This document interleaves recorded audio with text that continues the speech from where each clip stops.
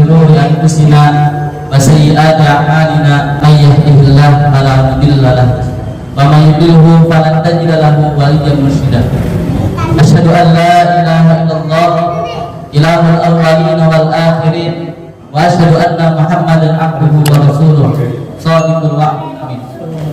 يقول الله تبارك وتعالى في محكم التنزيل أعوذ بالله من الشيطان الرجيم بسم الله الرحمن الرحيم يا أيها الذين آمنوا اتقوا الله حق تقاته ولا تموتن إلا وأنتم مسلمون. وقال رسول الله صلى الله عليه وسلم في الحديث اتق الله حيثما كنت وأتبع السيئة الحسنة تمحوها وخالق الناس بخلق حسن. Sadaqallahul azim wa sadaqa rasulul karim. Yang pertama, marilah sama-sama kita panjatkan puja dan puji syukur kita kehadirat Allah Subhanahu wa taala, Zat yang masih memberikan kesempatan kepada kita untuk membuktikan keimanan kita kepada Allah Subhanahu wa taala melalui perintah Allah dalam hari Jumat ini. Sebagaimana tertera dalam surat Al-Jumu'ah. Bismillahirrahmanirrahim. Ya ayyuhalladzina amanu idza nudiya lis-shalah. Wahai orang-orang yang beriman, Allah menyeru kepada mereka yang mengaku dirinya beriman kepada Allah. Apa firman Allah? Idza nudiya lis-shalati fi yaumil jumu'ah. Apabila diseru oleh kalian lis-shalati fi yaumil jumu'ah untuk melaksanakan salat Jumat, fas'au ila dzikrillah, maka bersegeralah, bergegaslah menuju subhan Allah. Wadarul bai'ah, tinggalkanlah segala aktivitas, tinggalkanlah segala jual beli. Dzalikum khairul lakum in kuntum ta'lamun. Yang demikian itu lebih baik bagi kalian jika kalian mengetahui. Salawat dan salam tak lupa kita curahkan kepada Nabi besar kita Nabi Muhammad sallallahu alaihi wasallam. Tak lupa salam sejahtera kepada keluarganya, para sahabatnya, tabi'in dan kepada siapa saja dari umatnya yang senantiasa berusaha menambah keutamaan hingga yaumil qiyamah. Masyarakat muslimin jamaah salat Jumat yang dirahmati Allah Subhanahu wa taala, di hari yang mulia ini marilah sama-sama kita panjatkan, kita tingkatkan kualitas ketakwaan kita kepada Allah Subhanahu wa taala. Hari demi hari, pekan demi pekan, bertambahnya bulan hingga bertambahnya tahun, maka harapannya adalah ketakwaan kita kepada Allah semakin bertambah. Semakin rasa khasyatullah di dalam diri kita semakin bertambah, sehingga ketika kita melakukan suatu aktivitas kita merasa diawasi oleh Allah Subhanahu wa taala. Masyarakat muslimin jamaah salat Jumat yang dirahmati Allah Subhanahu wa taala, bahwa Allah Subhanahu wa taala menciptakan kita di muka bumi ini memiliki tujuan yang paling mulia, yakni sebagaimana Allah Subhanahu wa taala berfirman, "Wa ma khalaqtul jinna wal insa illa liya'budun." Dan tidaklah aku menciptakan jin dan manusia melainkan hanya untuk beribadah kepada-Ku. Maka bagi orang-orang yang mengaku dirinya beriman kepada Allah, minimal wajib bagi mereka setiap harinya mengikrarkan ketauhidan mereka kepada Allah sebanyak 17 kali dalam salatnya. Di setiap rakaat yang mengucapkan di dalam surat Al-Fatihah, iyyaka na'budu, hanya kepada Engkau kami menyembah, wa iyyaka nasta'in, hanya kepada Engkau kami meminta pertolongan. Artinya Allah Subhanahu wa taala tempat bergantung, Allah Subhanahu wa taala tempat meminta segala sesuatu. Setiap yang kita butuhkan hanya ada Allah Subhanahu wa taala. Masyaallah muslimin rahimani wa rahimakumullah, maka Allah Subhanahu wa taala menjadikan muka ini sebagai sarana untuk ibadah kita. Allah menjadikan bumi ini sebagai ladang amal kita, sebagai jembatan menuju akhirat kelak.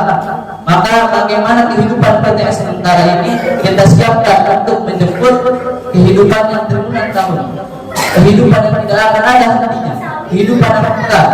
Jika hari ini matahari akan terbenam, maka akan ada hari esok dan hari esok lagi. Namun di akhirat tidak. Bahkan dibandingkan satu hari di akhirat 1000 tahun di dunia. Maka bagaimana mempersiapkan diri kita untuk kembali kepada Allah Subhanahu wa taala dalam keadaan husnul khatimah, dalam keadaan akhir yang baik. Dan tentunya ini merupakan keinginan bagi setiap muslim.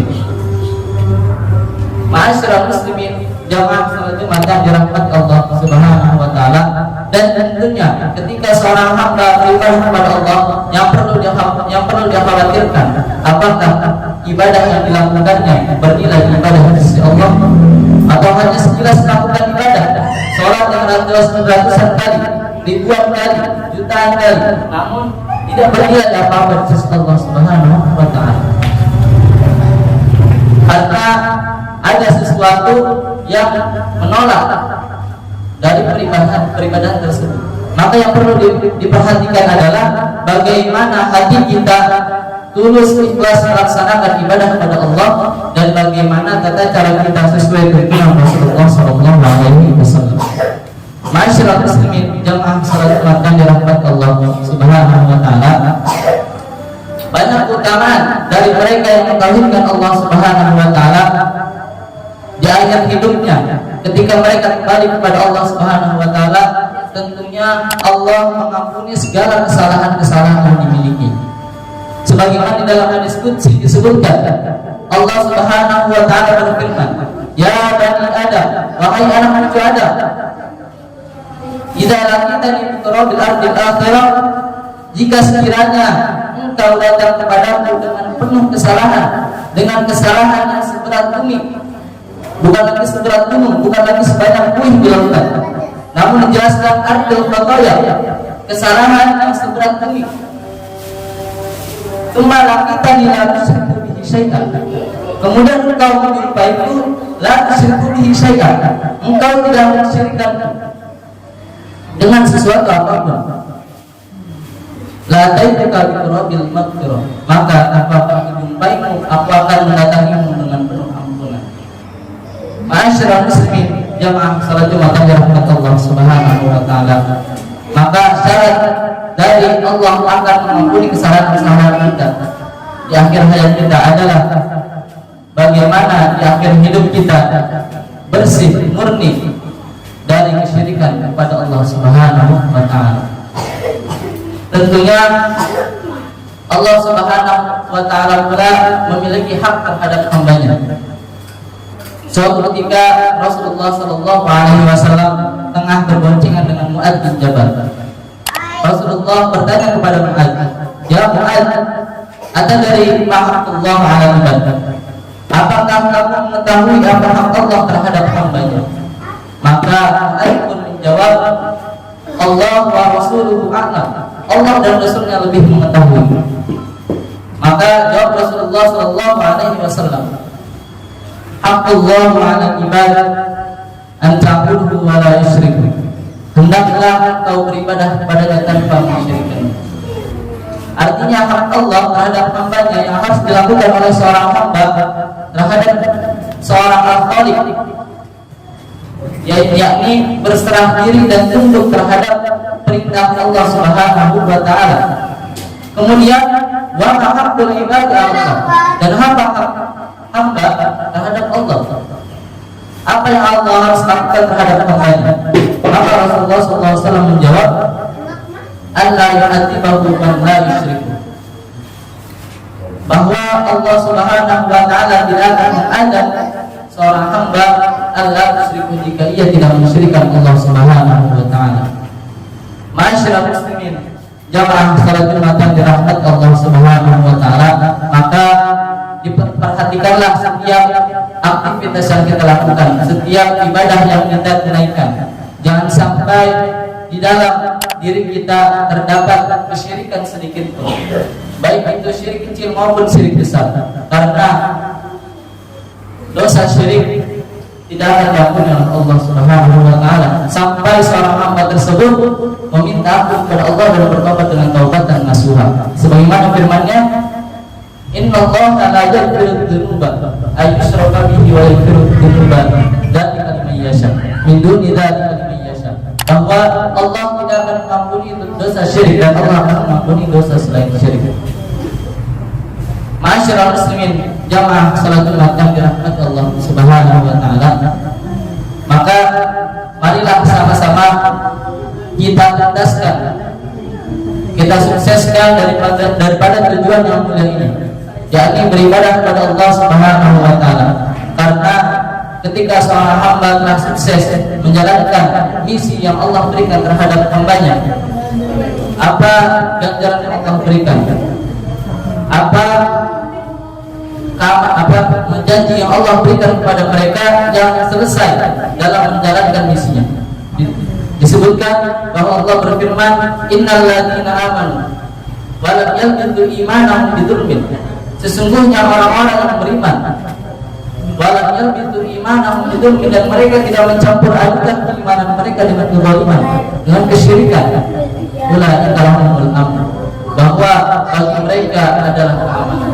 Keamanan di akhirat, terhindar dari siksa neraka, terhindar dari azabnya neraka, dari kerasnya siksa Allah Subhanahu wa taala, dan aman di dunia dengan merasa tentram, dengan penuh kebahagiaan dalam menghadapi kondisi apapun. Masyaallah muslimin, jamaah salat umat yang dirahmati Allah Subhanahu wa taala, maka syirik ini tentunya sangat dikhawatirkan oleh Rasulullah SAW. Bahkan Rasulullah SAW pernah bersabda, "Akhwafu ma akhafu alaikum asyirkul asghar," bahwa yang paling akut di antara kalian adalah syirik kecil, syirik yang mungkin tidak kita rasakan ketika kita sholat, ketika kita infak, ketika kita zikir, ketika kita membaca Quran, namun kita tidak merasakan apakah kita melakukan syirik. Karena syirik kecil ini syirik yang timbul dari hati kita, ingin dilihat, ingin didengar, dan hal-hal lainnya yang menjerumuskan kita kepada dosa syirik. Masyaallah muslimin, jamaah salat Jumat yang dirahmati Allah Subhanahu wa taala, Rasulullah SAW pernah bersabda, "Ala unabbiukum bi akbari kabair," maukah aku tunjukkan kepada kalian dosa yang paling besar? Maka para sahabat pun menjawab, "Qulna bala ya Rasulullah," tentu wahai Rasulullah. Maka Rasulullah pun menjawab, "Asyirku billah wa uqul walidain," mensyirikkan Allah, wa uqul walidain, dan durhaka kepada kedua orang tua. Tentunya kesyirikan ini merupakan sesuatu yang sangat ditakuti, bahkan diabadikan ketika Luqman, di dalam surat Luqman berkata, "Wa idh qala Luqman," dan ingatlah ketika Luqman berkata li ibnihi, kepada anaknya, wa huwa ya'iduh, dan ia memberikan pengajaran, ia memberikan nasihat, memberikan pengajaran tauhid kepada anaknya, merasa was-was terhadap anaknya, jangan sampai ketika ia wafat anaknya akan terjerumus kepada dosa kesyirikan. La tusyriku bihi syai'an. Wa idh qala Luqman li ibnihi wa huwa ya'iduh ya bunayya la tusyrik billah. Wahai anakku, la tusyrik billah, janganlah kau mensyirikkan Allah. Inna syirka, sesungguhnya kesyirikan merupakan kezaliman yang sangat besar. Barakallahu li wa lakum fil Qur'anil azim wa nafa'ani bima fihi minal ayati wa dzikril hakim. Wa taqabbalallahu minni tilawatahu innahu huwal ghafurur rahim.